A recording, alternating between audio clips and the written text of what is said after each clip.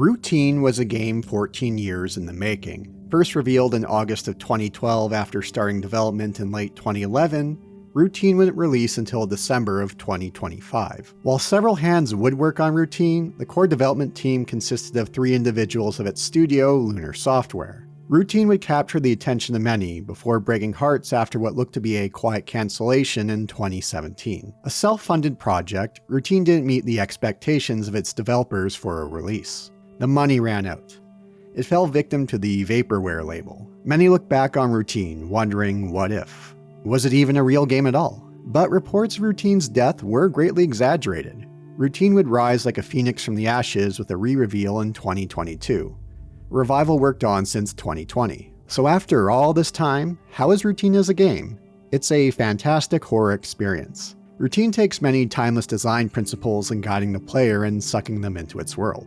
Its minimalism and constraints create a tense, terrifying experience that few horror games match. While stalker enemies in horror games are a bit overplayed these days, Routine offers one of its best. Of all the games I've covered on the channel, Routine is near the top as far as unnerving me. But of course, with such a long development window, that fact will always hang over Routine, a development story that can be as fascinating to dissect as the game's plot. I can understand if you followed the game since day one if you did feel a bit of a letdown with the final release. Unless Routine was the greatest game ever made, there was bound to be some level of disappointment. Routine is not the greatest game ever made.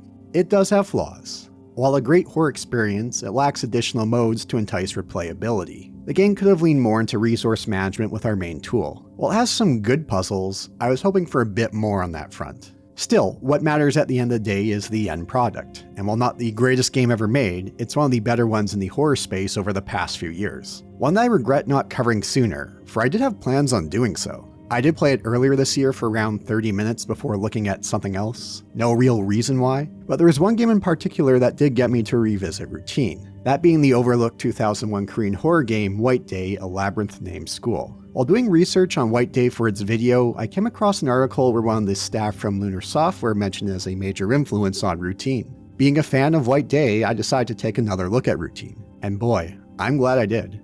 Before we get to Routine, thank you to this video's sponsor, Displate, the home of premium metal posters with over 2 million designs to choose from, over 200 officially licensed collections from iconic brands, original artwork from over 40,000 independent artists. You can even upload your own personal designs. Get one of your dog. Get one of your cat. Get one of that moment of Chris Redfield punching a boulder from Resident Evil 5. The choice is yours. No drilling, no thumbtacks or adhesive putty required. Displate uses a magnet hanging system for an easy install in seconds and makes it easy to swap arrangements. Handy as well if you're renting and don't want to leave marks behind. Use the QR code on screen or the link in the description or pin comment for 22% off one Displate poster, 27% off for 2 Displate posters, and 33% off for 3 or more Displate posters. Thank you again to Displate, and back to our regularly scheduled programming. Routine kicks off with a foreboding shot of the moon with a voiceover to set the stage. What this voiceover means will be more clear upon game completion, although even now I'm still not 100% clear with what happened in Routine.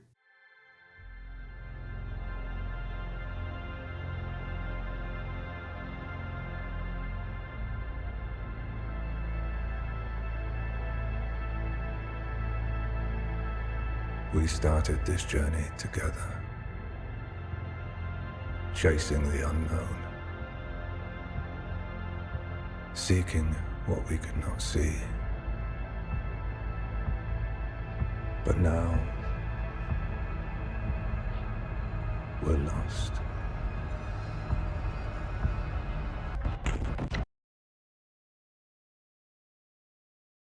The year is 1999. We are an unnamed software engineer, a blank slate. We awaken from our slumber stationed on the moon.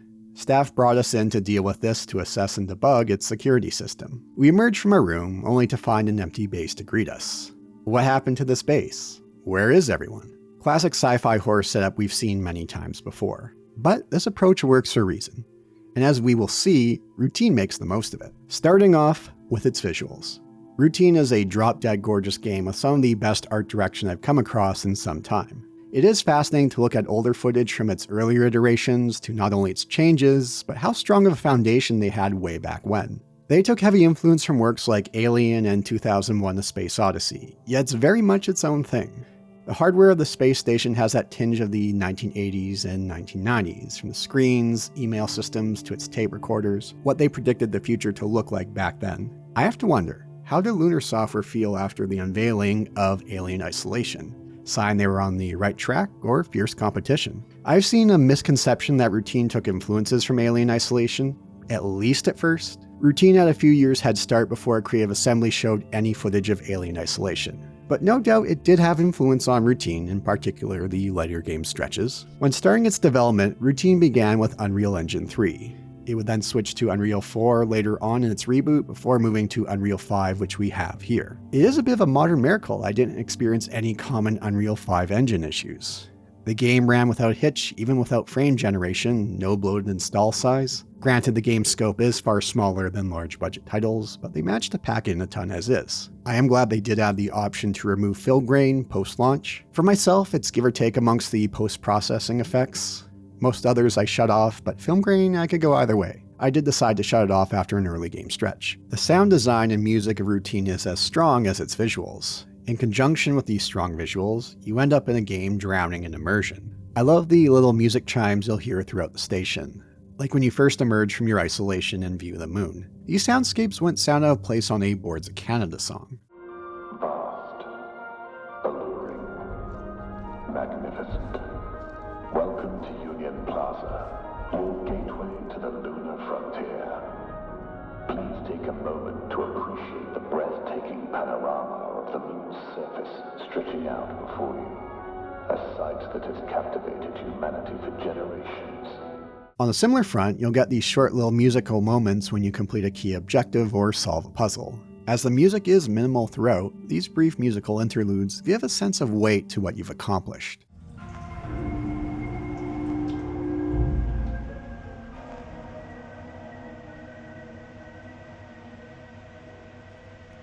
Past the music, the sounds of the station's creaking or doors opening and closing give plenty of weight to this deserted station. Well, at least on the people front. There are other things we'll come across, but hold that thought for now.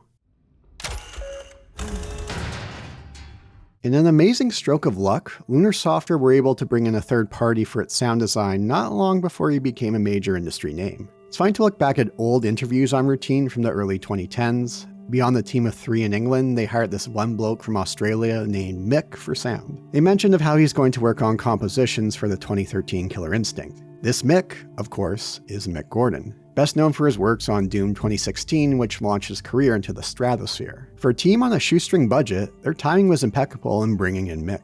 A bit later, and he would have been too busy and likely outside their budget. Lunar Software self-funded Routine until the 2020 reboot. Now, Mick Gordon isn't the only one contributing music and sound design to Routine. He stepped back in 2024 due to scheduling conflicts. They brought in Nathaniel Jordan Apostle as audio lead and composer to close out development. I'm not sure where Mick's work ends and Nathaniel's begins. It's a blending. As well, there are other sound designers brought in for the final version of Routine. Going back to the older footage, there's many of the same sound effects. Whatever the case is, it's some of the strongest usage of sound I've come across in the game. Horror games can live or die on quality sound, and Routine is a real standout. Through its visuals and sound design, Routine does a fantastic job of guiding the player that's the antithesis of what most modern games do. No chatterbox main character, objective markers, mini-maps, yellow paint. Routine isn't afraid to let the player get lost and explore. Through strong usage of lighting and sound, Routine is much more of an invisible hand in guiding the player. Notes will give us highlighted hints of what to be aware of. You can view objectives if you need a bit of a guiding hand moving forward, but you can't bring that up at any point.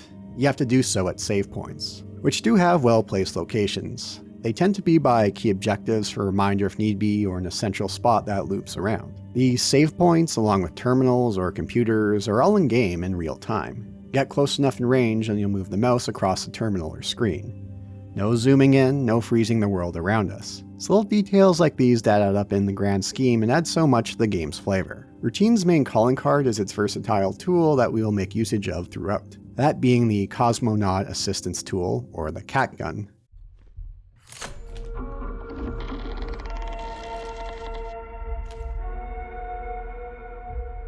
Through its modules that we'll collect throughout, the cat has several usages. It's our lifeline here. like using it to diagnose software or hardware issues. There is one button that reverses magnetic fields that warps the cat's screen, a feature the game could have made far more mileage out of. One module sends out a shock to overload systems, amongst other things. You can only do this 3 times with a full battery. We will find batteries stowed throughout, along with stations that will only fill 1/3 of it. There is some resource management and routine with the battery life, but something it felt like they could have gotten far more mileage out of. Another unlock further in is the ultraviolet module. Use it for black lights to find fingerprints and bloodstains, amongst other things. No, not that, get your mind out of the gutter. There are a few puzzles in finding codes to keypads that require its usage with fingerprints. There's one that's a bit clever where you have to drag the window into its right screen position to find the code. Routine does a fantastic job of teaching the player the cat's usage. When we find a new module, the game will lock us in an area to ensure we understand how this new ability works before moving on. Something that Metroidvania games do so well when finding a new item or ability. There's no key or button shortcuts to the cat. You have to flip it with a button press, then move around and select each module. It's a great showing of that 80s futuristic perspective. There's a real weight to it. Adding to its older feel is its grainy quality. There's a bit of a delay thanks to its lower frame rate. You need to pause a bit when it comes to aiming. And it's this little small detail that can make dealing with our enemies such a frantic, tense encounter. For its first stretch, Routine eases us into its world. We get a feel for it, hints as to what's happened and how the cat gun works. There may be no other living humans in this base, but we are not alone. Seems like something awakened the security force of robots, the Type 05 robots. One that's been killing other humans and now is coming after us.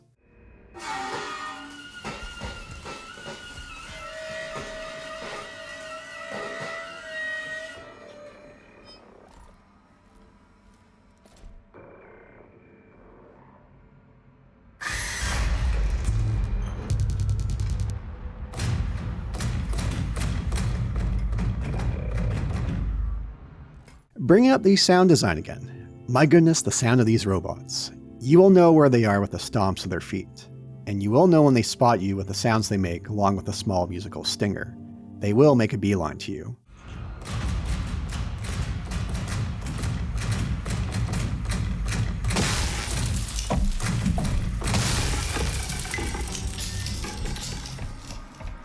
You have a couple of options, fight or flee. For fleeing, I did find Routine to be a bit too generous. You have a very generous sprint that outpaces the robot by some degree. You can sprint great distances before needing to recover. Fighting, though, is far more thrilling and fascinating. As mentioned earlier, there's a bit of a delay with the cat's gun screen. Something you have to take into consideration when shooting a robot. There's a spot on their chest that will put them out of commission for a time. Hitting them elsewhere is only a temporary stun. A full cat only has 3 shots available. The delay of the screen adds so much to the tension. Horror games always have to find that right balance in dealing with firearms. Too easy and there's a real lack of tension. Most rely on a shaky hand to build that tension, but Routine makes a tweak to it, one that blends the narrative with the gameplay. The slight delay here on the screen acts as a bit of a shaky hand. Even then, a robot may block it with their hand for a time or do a simple sidestep. That can be more than enough to miss the chest and only deliver a temporary stun. That said, there are some elements with the robot where it felt like Routine could have gone farther with, like the button that reverses the magnetized field that warps the cat's screen. You could have had these areas with robots have more magnetized fields that you had to take into consideration, or the robots had an ability to warp our cat's image, requiring us fiddling around with it again to get the screen back to as is, or have a special robot with a certain weak point that required usage of the black light module to find it. This could add a bit more tension to these encounters. Still, as is, they are fantastic. One element I love about the robots are their patrols. How they'll wake up, patrol, and shut off with what feels like a random occurrence. Tension is thick in the air. When I move by them, will they wake up? Sometimes they would, sometimes they wouldn't. But there is also that trepidation when moving past a sleeping robot if they would reawaken. That always remained throughout the game. Robots aren't the only enemies we'll come across, but we'll cross that bridge later. Further known these robots, they seem a bit excessive for security for a moon base, do they not? Well, their original design was as riot control bots for protesters. To save money for Union Plaza, they brought these decommissioned robots in to act as security. The things companies will do to save a buck or two. There are some friendlier robots to find within Union Plaza. The IC unit. I love these guys. They fall in line with the classic sci-fi trope. The lovable little robot. From their text to speech voice, to their movements, to their facial expressions.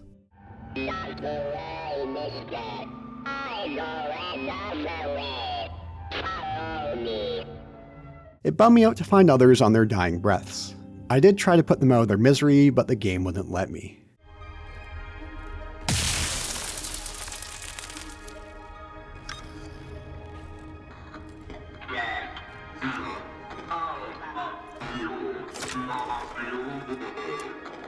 Or finding that one that helped us earlier after returning from the mall. There he is dying on the ground.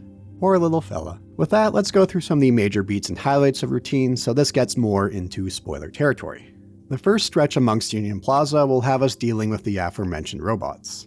We need to collect modules for the cat to help us shut down the ASN. This will take us to a few different locations like the mall section and the living quarters. Routine is classic sci-fi horror with how it doles out its story, similar to games like System Shock or Dead Space. Piece together the story through the environment, the notes, the emails amongst the staff, the audio logs. So what's been going on here? There was a lunar quake, which one the staff, John Cooper, went to investigate. During this perimeter check, John came across a body with some strange plant growing out of it. After this encounter, John begins to suffer from cognitive decline over the span of weeks, dealing with headaches, a forgetful memory. This spreads to other staff amongst the base. At some point, the security system kicks in and starts to kill off the humans. One audio log we can find mentions the robot stuffing humans into body bags. It's why they brought us in. Shut down the security system so things can return to normal. But once we explore further, it is clear that the security system was only doing its job.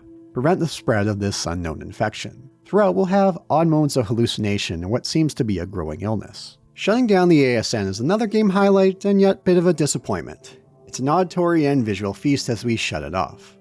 In a way, it's as if it's crying out to us to stop.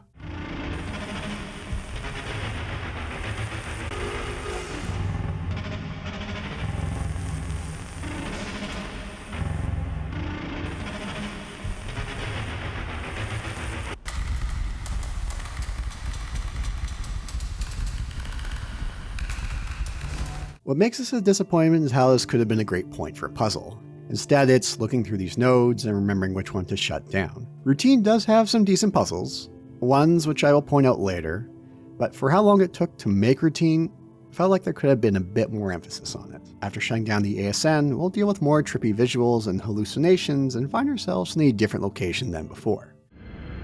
I bloomed gently, hoping something might answer. Did it find you?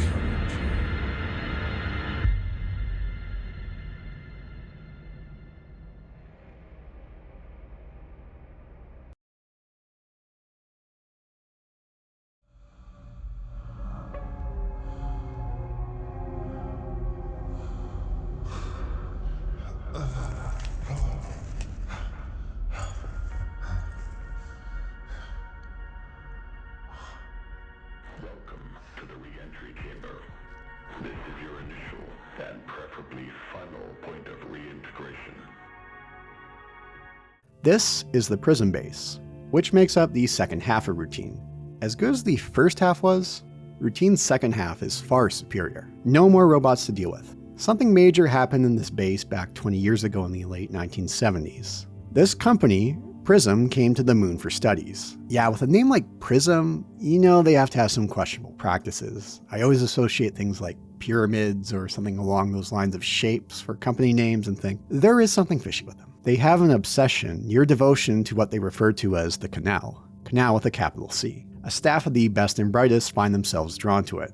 Like Union Plaza, they too suffered from the effects of this infection that spread. But there were no robots or security to destroy them. Instead, they withered away over time like fleshy sacks. But they were not alone, and neither are we. One of their staff went missing venturing into the canal. Some months later, some entity as they refer to roams the halls of the prison base. But they can't see it, at least on their own. They can't spot it with their CAT modules, with the interface module that we could find here. We'll need that to open certain doors. I love the level design of this stretch of prison base, known as the Ward. It's more in the classic survival horror approach of looping level design. It's quite a small space, but it feels far larger than it is. One reason for that is how you have to power open doors. There's only a limited amount of power that we can distribute from consoles at certain points in the ward. Although to be fair, the amount of power given is quite generous. You don't have to agonize over managing how much power you're using. It did feel again like one of those moments where Routine could have leaned more into resource management. The task of powering opening certain doors while shutting others to conserve power, that's classic horror trope in a game.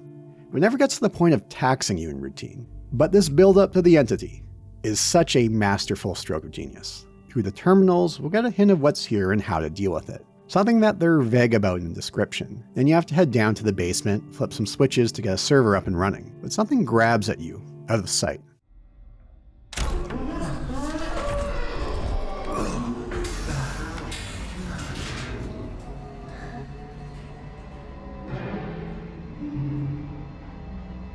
A fear-inducing music track kicks in, one that you'll be familiar with soon enough. When you get to the elevator, you'll hear it, but still can't see it. To say I was on edge is an understatement.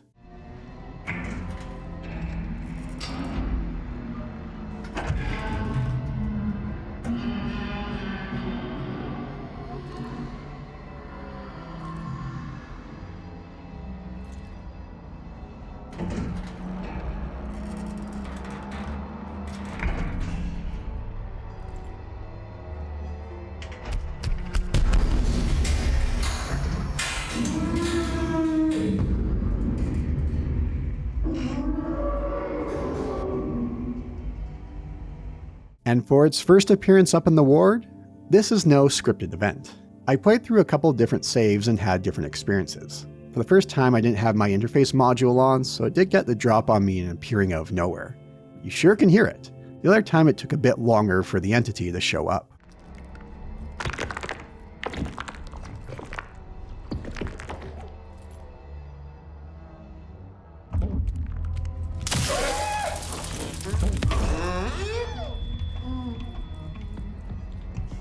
I've read stories where people first encountered the entity when it was sitting in the corner. It makes some quieter sounds to alert the player, but it's not like it's loud footsteps to put you on edge. I came across this a few times, and to me, I found this corner waiting the most horrifying. This human-like, yet alien creature crouched in the corner waiting for you to pop by. When you're in range, this fear-inducing music track will kick in. A little audio stinger to boot when the entity spots you. And those sounds this entity makes are nightmare-inducing. Something that's somewhat human. Not quite. Something is quite off about it. As great as the audio design has been throughout, the sound design of the entity is the game's peak.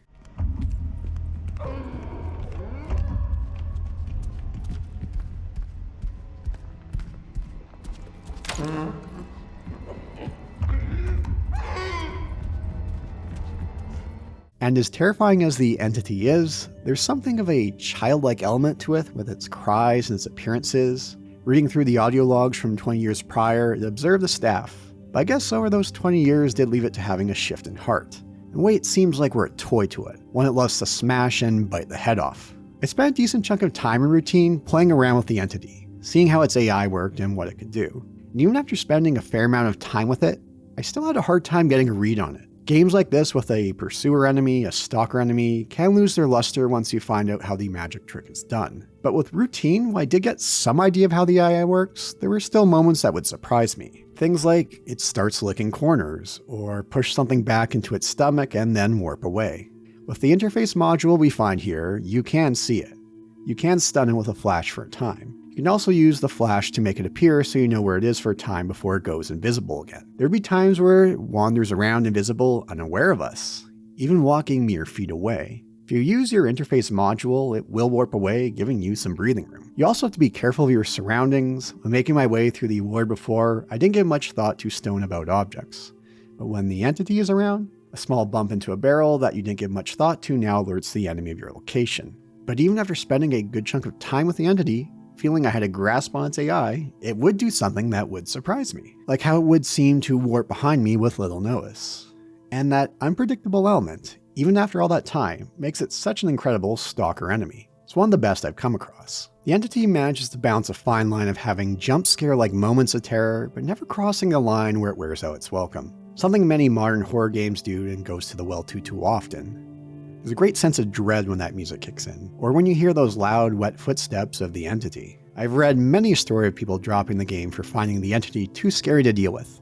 And I don't blame them. I do like to think I have a large threshold for horror in games. I've played my fair share of them, but the entity could induce fear within me that few other games could. That said, there were a few points of contention and moments of immersion breaking with the entity, like when you hide in narrow passages by the power terminals. The entity will make a grab for you that seems like its AI resets as it walks away. Something comical about that but felt more like an AI reset than the entity acting in a certain way. Although to be fair, I do understand why they have to have it walk away at some point.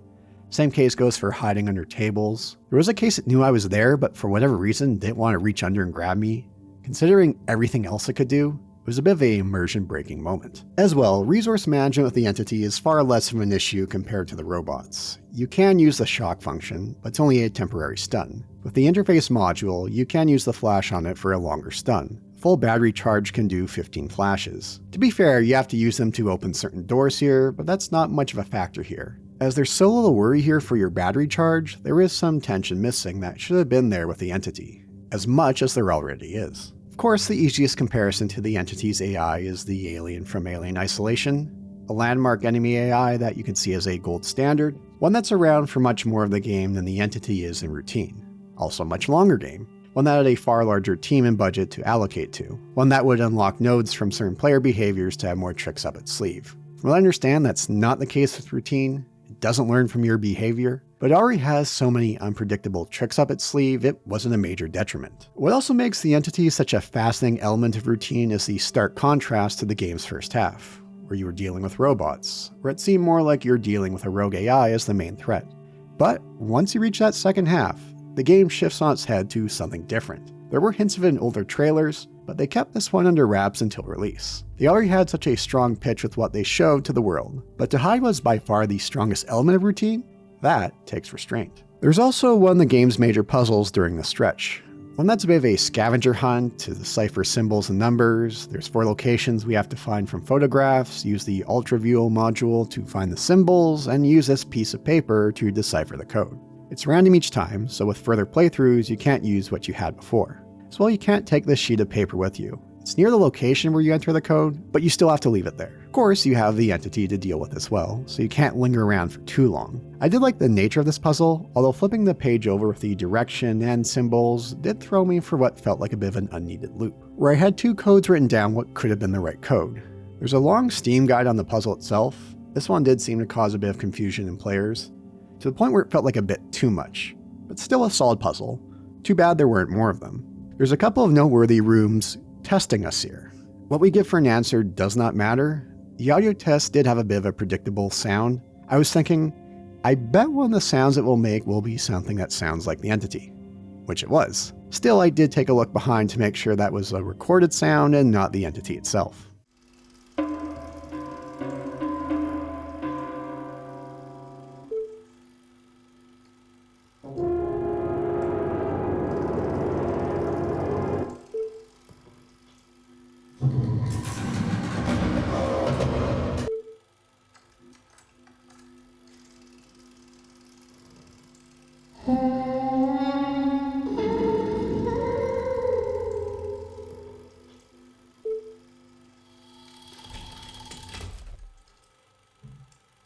The ward is the peak of the game, and does stumble for a bit after.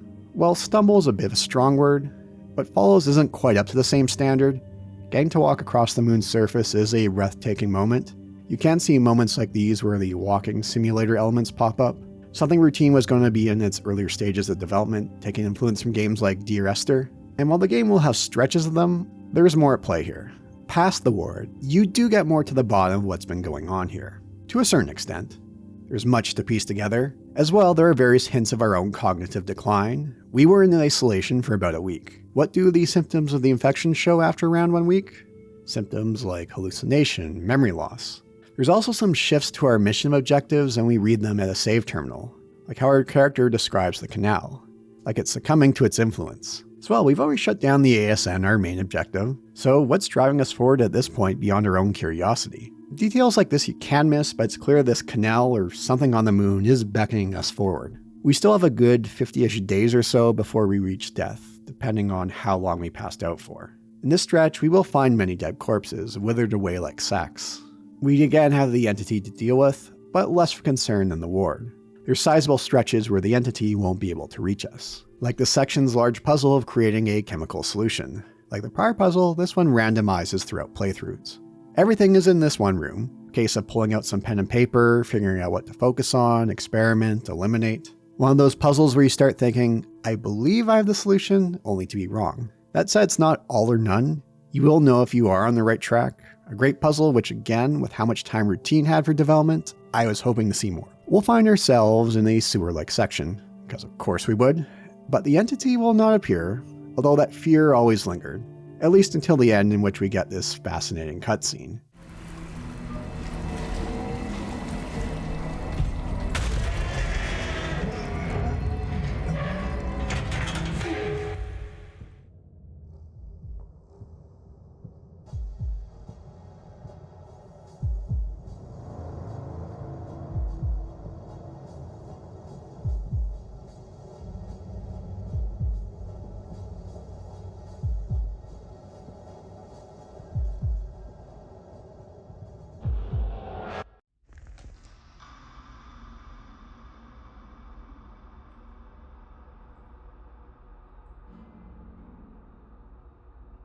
From the email terminals and audio logs, this other creature is known as Entity B, one that died choking on an apple. Some biblical imagery here with Adam and Eve, and something that does pop up in the ending. As well, there's many references and imagery to the act of birthing, like the canal, of course. Again, capital C canal. After a few more tasks, we'll open up entrance to the canal, with one final encounter with the entity. A moment that gets you to feel pity toward it. It felt that way throughout reading and the audio logs and how it behaved, but this moment of it watching Entity B over and over, there's something quite sad about it. From what I gather, this was either the child or watched over by the other entity which we saw in that one cutscene in the sewer. And then the ending itself, making our way down to the canal with further birthing imagery. I'll be honest, I'm still quite uncertain about the overall plot. There's several videos on YouTube that go into great deep dives. It's very much a case of piecing together everything from emails, notes, audio logs, the environment. But this ending certainly is fascinating.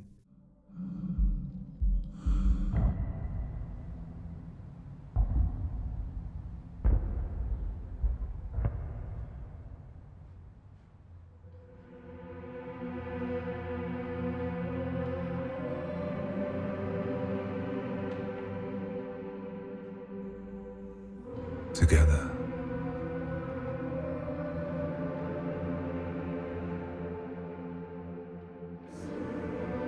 We begin anew.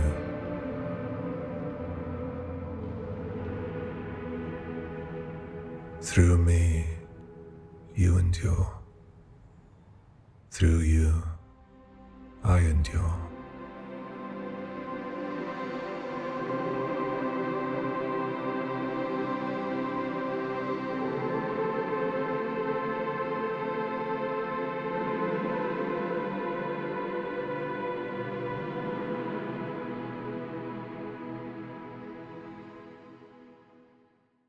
That said, I do have mixed feelings of what follows. A long text dump with plenty of redactions from the year 2025, about 25 years after the events of the game itself. One suggesting that these events will happen again, that we ourselves are now an entity. I don't think you'd lose that much if you cut this 25 years after bit and made a few adjustments. It does feel a bit tacked on. I'd be fine with the more ambiguous ending without this text. Don't get me wrong, it's already still full of ambiguity, but I feel the game would have worked better without it. And so ends Routine. A fascinating horror game that puts countless others to shame when it comes to its atmosphere and stalker enemies. But of course, what can be as fascinating is the game's tumultuous development. Well, I've made mention of throughout, but one I want to dive further into. While the first reveal of Routine was in August of 2012, it began development in late 2011 or early 2012. I couldn't find the exact timing.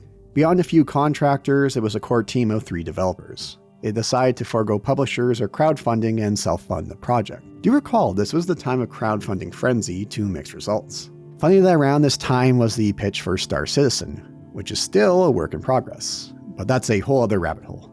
This game made a notable splash with its trailer and grew a devoted audience. The game would go through several iterations. Earlier iterations would include permadeath. The base would be larger and could be explored in any order. There would be procedural elements of item placement. Elements like this would drop as development continued, which I'm glad they did. You can get away with some of these elements, Darkwood being a great example, but for horror, going for something more linear and planned out is the better call. They would continue to plug away at Routine. Release dates would slip by as the tiny team tinkered away. Long periods of radio silence. The term vaporware started to enter the discussion with regard to Routine. Was this game even real? In late 2016, they would announce a release date of March 2017, which seemed like a light at the end of the tunnel. But once again, nothing happened, and the team went radio silent. So, what did happen? A couple reasons for this delay in radio silence. As they reached what felt like the end of development, they realized there were many things they were not happy with. They did not want to release it as is. As well, being self-funded, they were suffering significant stress finance-wise. Routine became a part-time project as they worked on other jobs or projects to stay afloat. I'm curious if it ever crossed their mind to do something like a Kickstarter or a GoFundMe to give them that extra boost, or shopping around publishers. As far as I know from interviews, they did not do that. Routine goes into hibernation until its re-reveal in 2022. In 2020, they were pitching a game idea to Raw Fury, who recognized them as the Routine developers. From there, they came to an agreement to finish Routine. They started the game from scratch. In the developers' eyes, it was a bit of a remake of what came before, with many changes. Gameplay and the plot went through several changes compared to past iterations. Multiple endings became one ending. From what I could piece together in interviews, at some point between 2022 and the game's release in 2025, they switched from Unreal Engine 4 to Unreal Engine 5, further adding to the delay. But at long last, in late 2025, Routine hit store shelves. I can't begin to imagine the emotions the team felt. Anxiety, relief, excitement. To have something take so long to finally see the light of day? They did have additional support from contractors and Raw Fury, but it was still the 3 core developers since day one. Of course, that prolonged development will always hang over Routine, where unless it was the greatest game ever made, it was going to disappoint someone waiting since day one. Not unlike games like Duke Nukem Forever, which took around the same length to make, although very different circumstances. Or games like Star Citizen or Beyond Good and Evil 2, games with massive budgets. Routine was a little game that could. And it's not like it was a straight line of development. Throwing things away, starting over in 2020, long stretches of little development due to financial constraints. Stark contrast when you compare it to the other aforementioned games. I did see some complaints where for a game that took this long, it should have been longer in its length. Depending on your pacing, you could beat it within 6 hours or so, which I find to be a sweet spot for horror games. This was an RPG that took 15 years to make. I could understand that. But for a horror game, what, were you expecting 20, 25 hours? As much as I love Alien Isolation, my biggest gripe is the game overstaying its welcome. You want a tight, replayable experience with horror. And on that note, Routine does disappoint on the replayability front. While puzzles will have different answers, there's no further difficulty modes or other additional content. But Routine also makes for a fascinating game to examine from the initial idea to release. For there was much change in the industry from late 2011 to late 2025. Upon its reveal, the Wii U was right around the corner. Since then, we've had a couple of switches. Microsoft would bungle its Xbox One release and play catch-up with Sony. Microsoft would go on multiple studio purchasing sprees with questionable success. Sony would nail down the formula for the over-the-shoulder single-player experience that blend into one another. They made a heavy push for live service games that would plague the industry. Beyond a few successes, many would become targets of mockery and lifespans that couldn't outlive a housefly.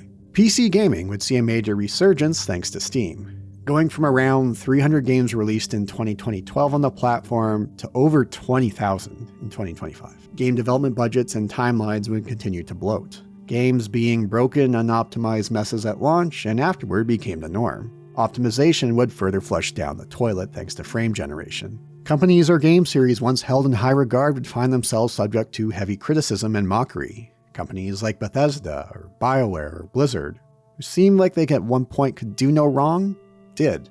Over and over and over. Various degrees, of course, but names that you could once rely on for quality weren't now a guarantee. But there were some bright spots amongst these shifts, along with their own blights. Indie games continued their rise in dominance, putting many large budget titles to shame. Although with their sheer number, there's no shortage of questionable quality and clone-like material. Series like Resident Evil would move as far as away from its roots with Resident Evil 6. But they would course-correct the series with 7.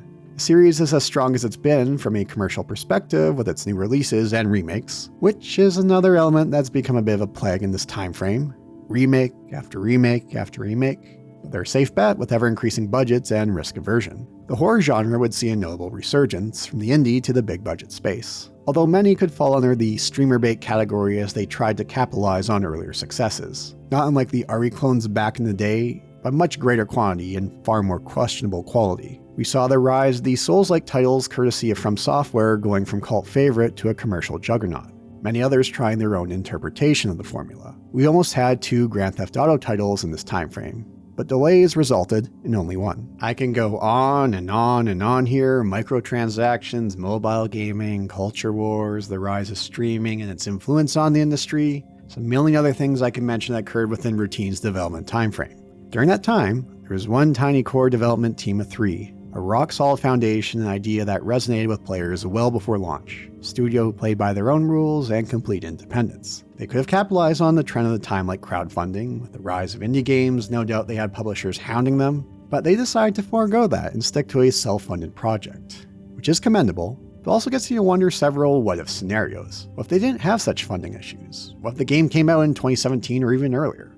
How would the game have turned out? But despite all those shifts, whatever did happen, at its core, Routine is a fantastic game. Yes, I could understand if you've been following it since day one that you may feel some letdown. Unless it was the greatest game ever made, there was bound to be some form of letdown. Its long development time will always hang over it, but I can't speak for everyone. I didn't follow Routine since day one. It's one I had interest in, but when it vanished it was a case of, well, it happens. It's not the first indie game to have this kind of vanishing act. I see it all the time, especially in the indie space with immersive sims. I'm sure we've all had indie titles in our wish list for years with little change, but to the surprise of many, myself included, Routine would shed that vaporware title to become something that exists, that's tangible, that you can play. And despite that long wait, there is a timelessness to Routine. Its approach to world building, its story that titles like System Shock helped pioneer work well for a reason. Its invisible hand of guiding a player flies in the face of what we see from so many titles in this day and age. It knows how to use minimalism and constraints to create a tense, terror-filled experience that few games can match. While these stalker-like enemies can be a bit overplayed in the horror realm, Routine offers one of its best. Routine is not the greatest game ever made, but it's one of the better ones that you'll find in the horror space. I hope the game's done well for Lunar Software. I look forward to seeing what they put out next. Here's to hoping the wait won't be as long. Thanks for watching. Like and subscribe if you have not done so, or hype the video if you're on your phone. Curious to hear your thoughts below, especially to those who followed the game with a watchful eye since its first reveal or its earlier days, kept a close eye on it. If you'd like to support the channel further, do consider becoming a Patreon or YouTube member. You'll get earlier access to videos, your names in the credits, and my undying gratitude. You'd also leave a one-time donation through a super thanks or Ko-fi. For those in the complete global saturation tier, American Boot, Flan Nagel. For those in the thank you for your patronage tier, Tom Terrible. For those in the now this is Boulder punching tier, Ethan, James Warner, Cray, Nate2, Original Narcy's Diet Thick Dew TM Neo Edition. For those in the Jill Sandwich tier, On Hell, Benji, Benny Winterdawn, BBF and Bloxburg, Dragonfang Studios, James Kilgore, Leonard Aronson, Logan Lepin, Mad Morpheus Gaming, Neko Pero, Sam Jones, Strababina, Vile Morpheus, Will Han, and Zin. Now for the post-video Q&A, starting with Flan Niggle. Can robots actually be scary in any way other than their capacity to rip your head off? I just don't find them unsettling or frightening like a twin victim pointing, that twin victim being from Silent Hill 4.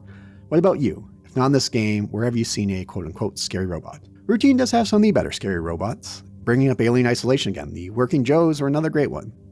Those self-destructing robots from System Shock 2 are another. Animatronics can be scary with those jittery motions.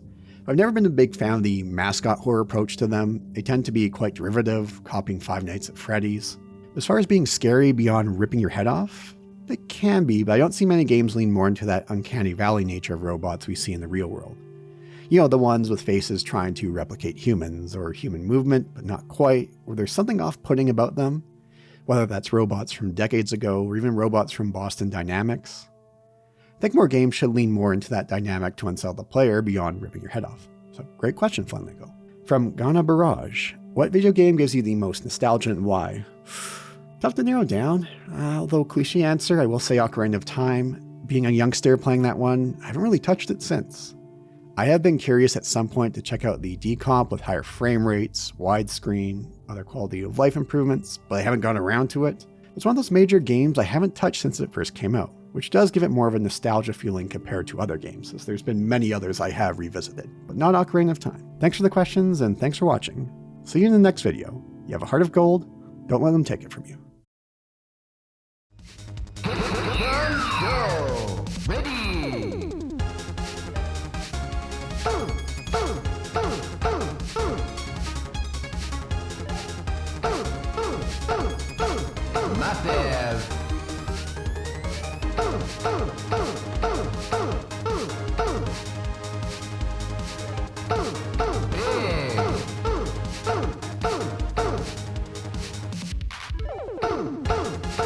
Intense. Fail.